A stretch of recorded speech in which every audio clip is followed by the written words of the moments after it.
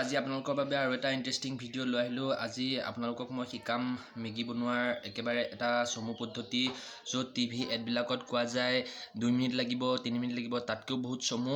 আপোনালোকে ভিডিঅ'টো সম্পূৰ্ণকৈ চাওক আৰু গম পাব মেগী বনোৱাৰ একেবাৰে চমু পদ্ধতি। চ' আহক। এট ফাৰ্ষ্ট আপোনালোকে কি কৰিব লাগে, মেগীটো পুৰা খাই দিব লাগিব।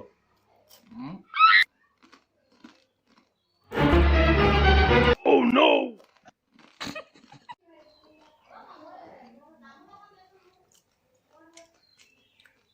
তাৰপিছত আপোনালোকে গৰম কৰা পানীখিনি খাই দিব।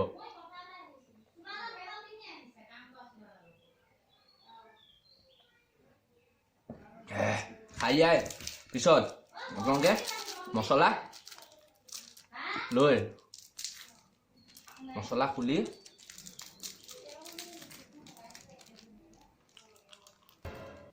খাই দিব। তাতে আৰু অলপ পানী খাই দিব। তাৰপিছত আপোনালোকে আৰু একো কৰিব নালাগে, কাইলৈলৈকে ৱেইট কৰিব লাগে। কাইলৈ যেতিয়া আপোনালোকৰ পেটৰ ভিতৰত মেগী প্ৰস্তুত হৈ একদম ওলাই যাব, তাৰ পাছত আপোনালোকে মেগী খালেও খাব, সেয়া মেগী নাখালেও নাই। মই কিন্তু সেইটো মেগী কেতিয়াও নাখাওঁ।